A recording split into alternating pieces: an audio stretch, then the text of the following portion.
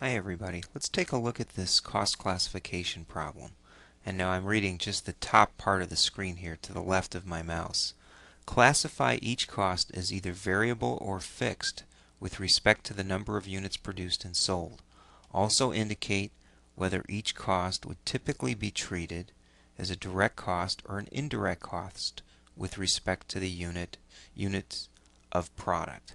Okay, so the first line the first number here, the first cost item, is electricity to run the production equipment. And how does the cost behavior behave? And we're talking about the units of product. And I would think that the electricity to run the production equipment will cost us more as volume goes up. So I'm going to believe that's a variable cost because it changes as volume goes up. I don't believe it's a fixed cost if we have to choose, just one, yes or no. Is it a direct cost of making the product? No, it's not, but it certainly is an indirect cost. Rent on factory building. Well, that's not going to change regardless of the number of units we make. So I'm going to say that's not a variable cost. It's a fixed cost. Is it a direct cost of making the product? No, it's not. It's also an indirect item, which means it shows up in overhead.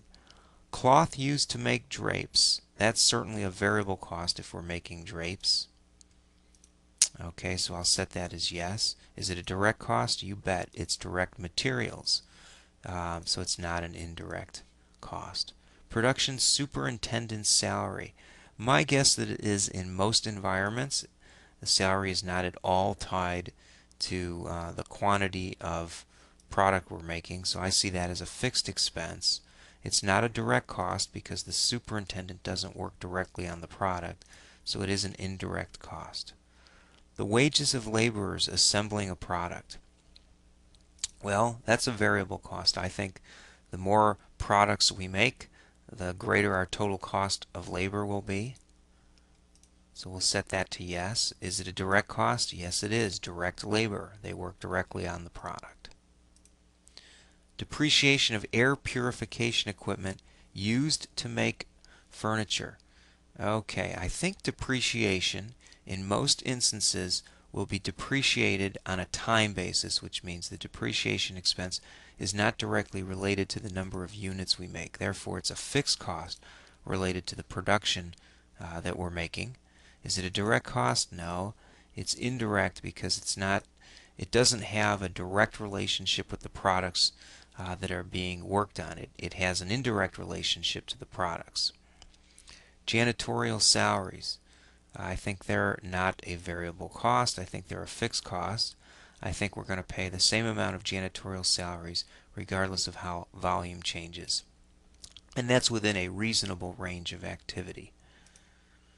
Okay, is it a direct cost? No, it's not, but it is a manufacturing cost if the janitorial salaries are being used to help in the factory. So I'm going to set that as yes. Peaches used in canning fruit. The peaches are a direct material, so that's a yes.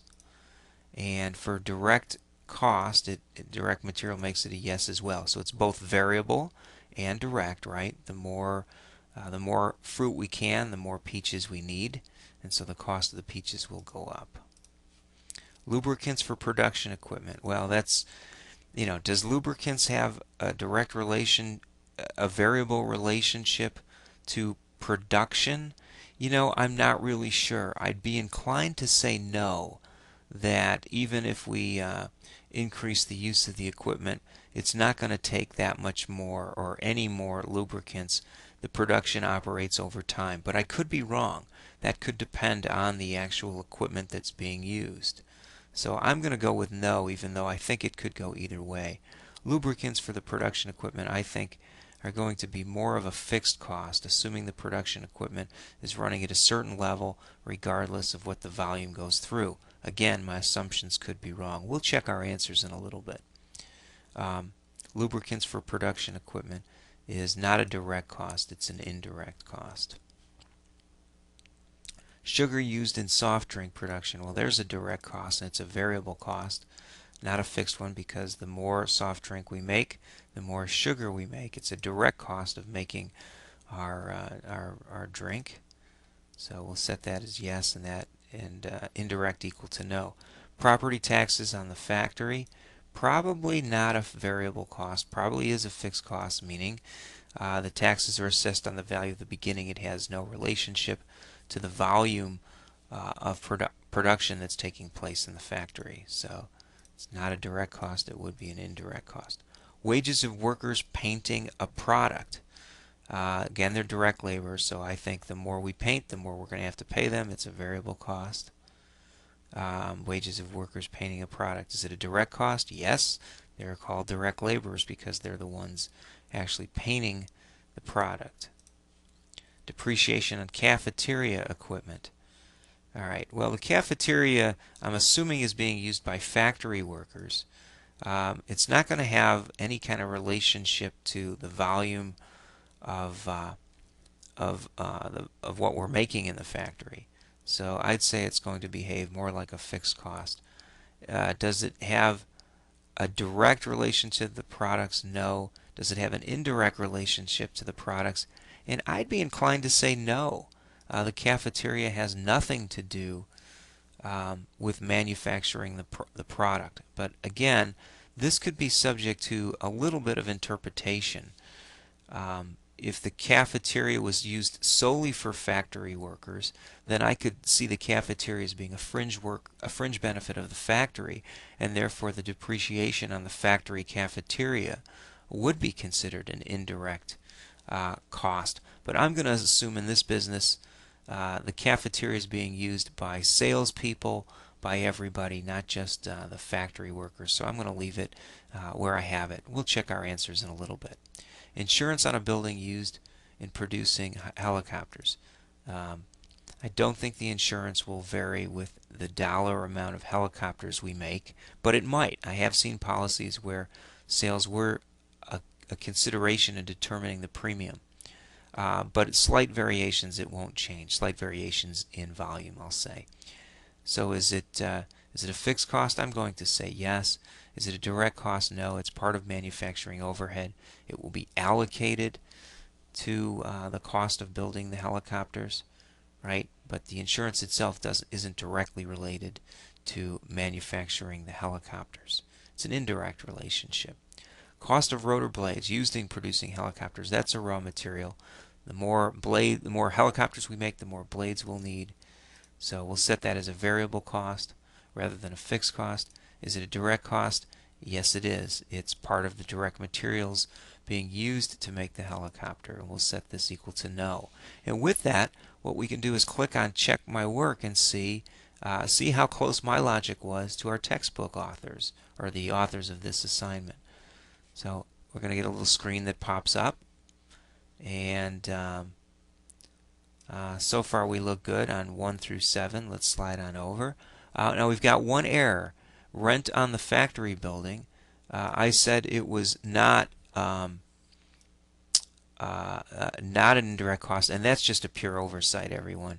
That definitely is an indirect cost, rent on the factory building, because we need the factory building to make the product. Therefore, it is a cost of the product with an indirect relationship to the product. It's indirect because we can't easily identify factory rent with the product. We just know it's direct. It's related to all the products we make. Okay, did we miss any others? Sliding in down. Couple others. Lubricants for the production equipment, and we talked about that. And our textbook author is arguing that the lubricants, let me slide on down so you can see that you can't really see the title at the top unless I slide up. There we go. The lubricants we would use more as we make more production, and that's a good assumption, probably better than the assumption I made earlier. Therefore, if it's a variable cost, this would be set to no. Okay. Did we miss any others? Looks like I missed one over here. Let me see if I can slide that over. And this is depreciation on the cafeteria equipment. I argued that I thought it probably wasn't an indirect cost, but I think they're arguing that if the cafeteria is being used by factory personnel, then it very much is an indirect cost, and an indirect cost of the factory. And so I was arguing that it wouldn't be a manufacturing cost at all. But that's not necessarily what they said. They're more concerned with, is it just direct or indirect? And once we make those changes that you see there, we've worked through all of these problems, and hopefully the logic I've provided makes sense as well. Okay, everyone, let me slide back up so you can see the answers here. Slide back down. Now remember, even though it says it's wrong, I've changed them to the right answers here. Okay, thanks everybody.